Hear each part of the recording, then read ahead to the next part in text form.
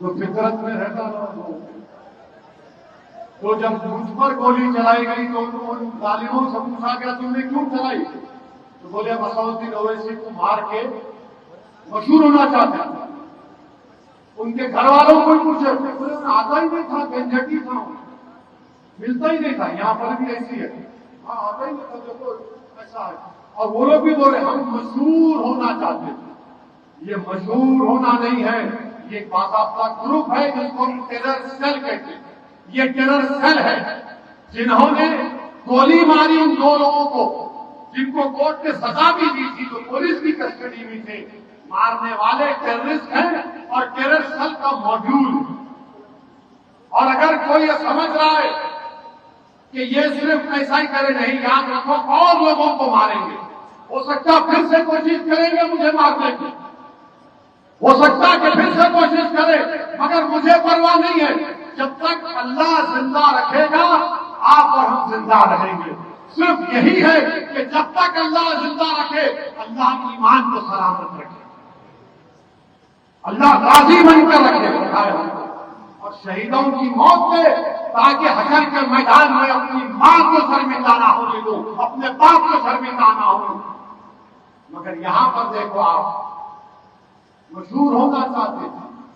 मेरे भाई, 1 महीने की ट्रेनिंग ली गई, 500 गोलियां चलाई गई और फिर तब जाकर इन्होंने वो ऑपरेशन को अंजाम दिया। अब हम पूछना चाह रहे हैं बरसरे इख्तियार जमात के, हमारे मुल्क के प्रधान सेवक से, उत्तर प्रदेश के वजीर आला से, ये कैसा हुआ? और उन पर यूएपीए क्यों नहीं लगा? उन पर यूएपीए क्यों नहीं लगा? इस पर कोई जवाब नहीं देंगे। इनको हथियार किसने दिया? 8-8 लाख की रकम किसने दिया? आप खुद कह रहे हैं ये तो जिंदी चोर जो बोलते हम लोग, इनके पास घर में इनके छत नहीं है, 8 लाख का रकम कौन दिया? बोलो, नहीं बोलेंगे। अच्छा, फिर उत्तर प्रदेश के चीफ मिनिस्टर से पूछ रहे हैं, आपको खत मिल गया होगा जिसमें मरने वाले ने लिख कर दिया कि मैं उत्तर प्रदेश के मुख्यमंत्री को और सुप्रीम कोर्ट के सीजीआई को खत भिजा दूंगा अगर मैं मर जाऊंगा। तो कौन वो आदमी है जो मेरी मौत का सबक बना? आप बताओ। खत तो आपको पहुंच गया होगा, कौन लिया ये जान? इन लोगों ने कौन लिया इनकी जान? बताओ। ये टेररिस्ट है, याद रखो आप।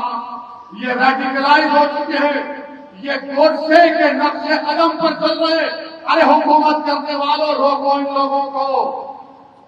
याद रखो, अगर तुम नहीं रोकोगे तो ये आग है, ये दीमक है, मुल्क को खोखला कर देंगे ये लोग।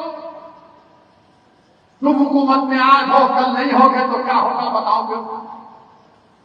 हम मुतालबा करते हैं कि वो नाम क्या है बताओ आप। और फिर मेरे अजीज दोस्तों और बुजुर्गों,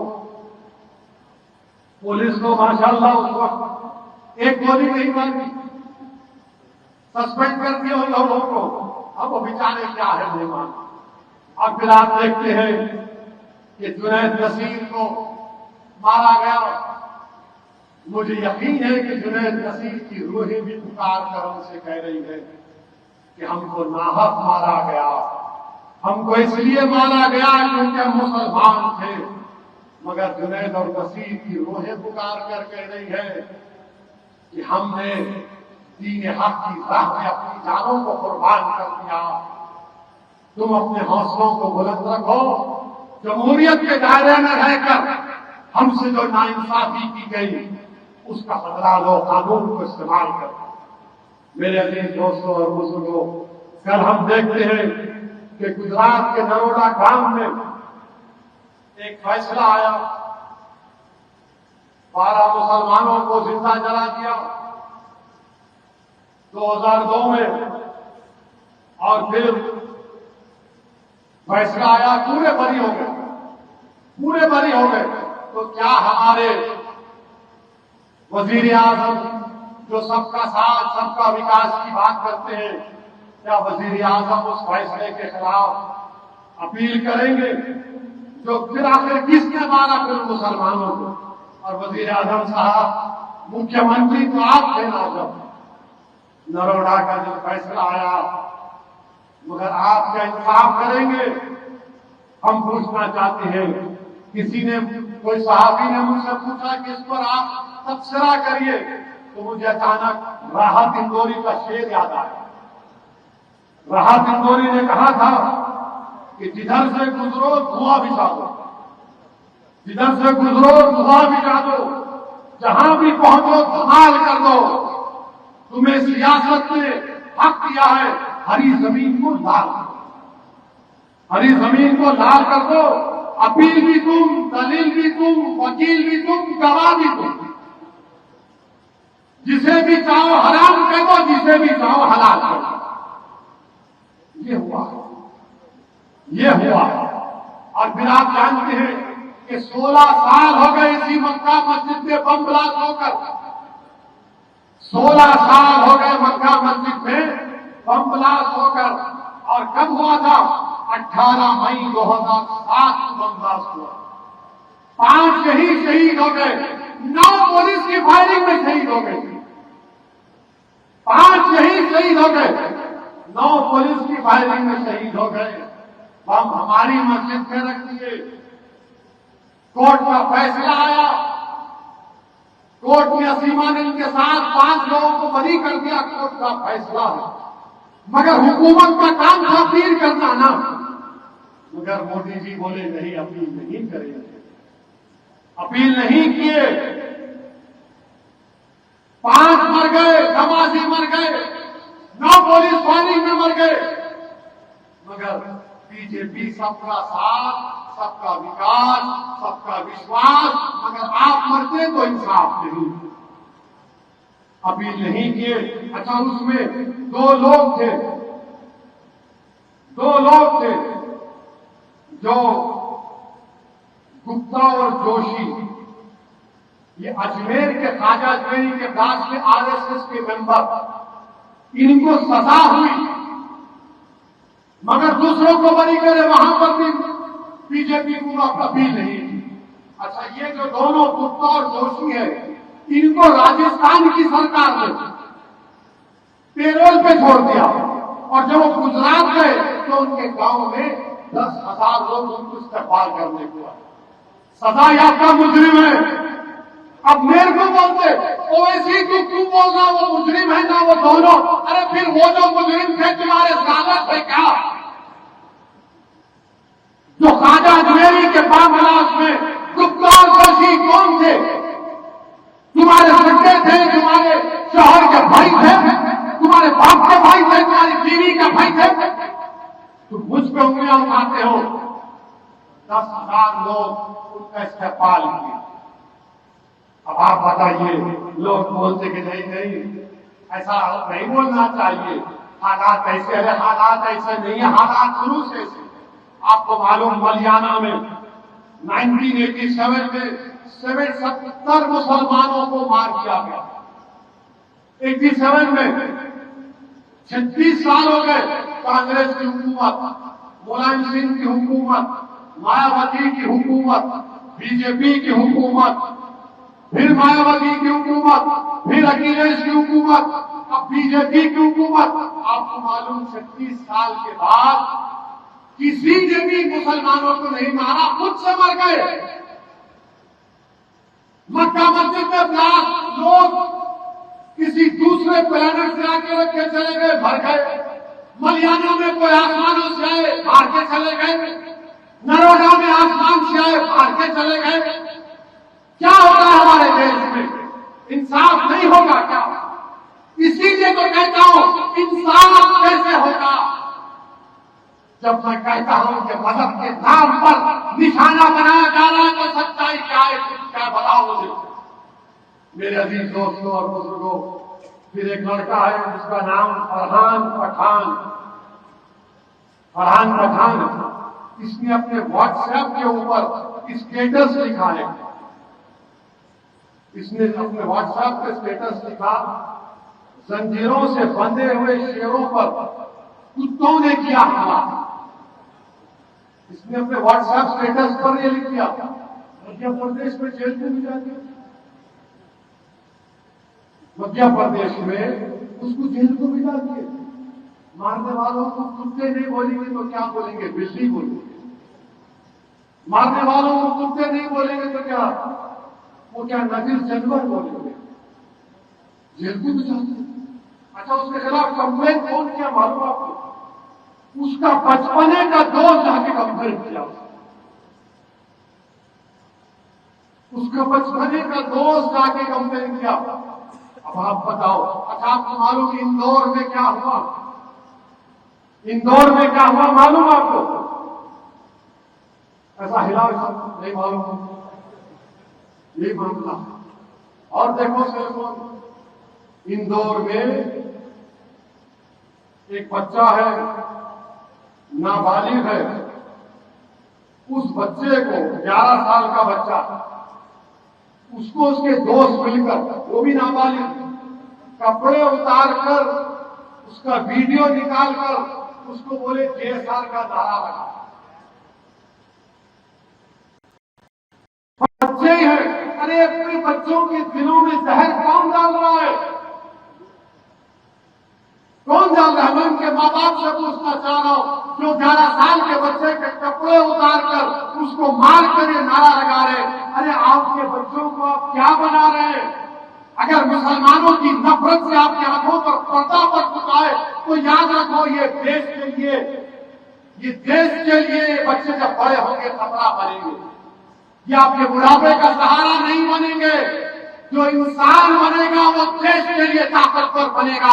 जो इंसान बनेगा वो अपने माँ बाप का सहारा बनेगा। बुढ़ापे क्यों गोली चलाई गई मुझ पर? मस्जिद के जालियों में बंदूक रखकर गोलियां मार रहे थे। वीडियो देखो आप। पुरानी हवेली के बच्चे की रात को मैं देखा हूं, घुटने में गोली लगी, पूरा खून वहीं पर बह गया, खाली डंडे पर शहीद हो गया। रिपोर्ट को लाना चाहिए, भास्कर राव कमीशन की रिपोर्ट को लाना चाहिए। हुकूमत की जिम्मेदारी है। मेरे अजीज दोस्तों, और एक चीज, मैं यहां रहा था तो देखा कि हरियाणा में कंपनी है स्काईलाइट हॉस्पिटैलिटी। ये कांग्रेस के बड़े परिवार के दामाद की कंपनी है। इनको जमीन दिए थे दामाद को, तो बीजेपी इसके खिलाफ थी। अब बीजेपी खुद कोर्ट को बोली कि नहीं, सही तरीके से दामाद को जमीन दी गई है। ये बात समझ में नहीं आई। ये बी टीम कौन हो गया? समझे आप? बीजेपी इतने साल से बोल रही थी कि जमीन गलत दिए, अब कोर्ट में बोल रहे नहीं सही दिए। कोई मैच फिक्सिंग कर लिए क्या? अब बोलो, मैं भी बोल सकता हूं। मैं भारत के रोजा में भी रोक के बोल रहा हूं, 7 बजे के बाद तकरीर करा तो पूरा नक्शा उतार देता था। मगर आप अब देखो, आप यहां कोई कुछ नहीं बोलते, कोई कुछ नहीं बोलेगा। और एक बात, एक सत्यपाल मलिक साहब है, वोट तो नहीं हुए ना, दुरूद शरीफ पढ़ी, अल्लाहुम्मा सल्ली अला सय्यिदना मुहम्मद। एक सत्यपाल मलिक साहब है, जम्मू कश्मीर के गवर्नर, बाद के एक और स्टेट के गवर्नर, फिर मेघालय के बने। 3 स्टेट के, जब कश्मीर में 370 हटाया गया, जब कश्मीर में पुलवामा हुआ, जब हमारी सीआरपीएफ के गाड़ियां जा रहे थे, फरवरी 2019 में बम ब्लास्ट हुआ, हमारे बहादुर सिपाही मारे गए, याद है ना आपको? उसके बाद मोदी जी प्लेन लेके भिजा दिए, प्लेन बालाकोट में, वो भी याद है ना आपको? फिर इलेक्शन हुआ, 306 आ गए। ये गवर्नर जब उस वक्त थे, उन्होंने इंटरव्यू दिए मीडिया के वेब पोर्टल को कि मैंने मोदी को कहा कि इसकी जिम्मेदारी हम पे आती, अगर हम हमारी सीआरपीएफ के फौजियों को 4 प्लेन में बिठाकर प्लेन से भिजा देते तो बम ब्लास्ट नहीं होता था। तो सत्यपाल मलिक ये बोले कि मोदी उनको बोले अब तू खामोश हो जा, अब तू खामोश हो जा। हम सत्यपाल मलिक से पूछना चाह रहे हैं, ये भारत से तुम्हारी कौन सी मोहब्बत है सत्यपाल मलिक? तुम गवर्नर की कुर्सी को बचाने के लिए भारत के शहीदों की खून चोरी खेले तुम। अरे टुल्लू पर पानी में डूब मरो तुम अगर गवर्नर थे तो तुमने भारत के आईन पर हल किया था। तुम निकल कर आकर बोलते कि मैं लात मारता हूं गवर्नर की सीट को। मोदी की गलती की वजह से हमारे सिपाही मारे गए, मगर तुम नहीं बोले क्योंकि तुमको गवर्नर की कुर्सी पे चिपक के बैठना था। तुम कब बोल रहे? 4.5 साल के बाद तुम कह रहे हो।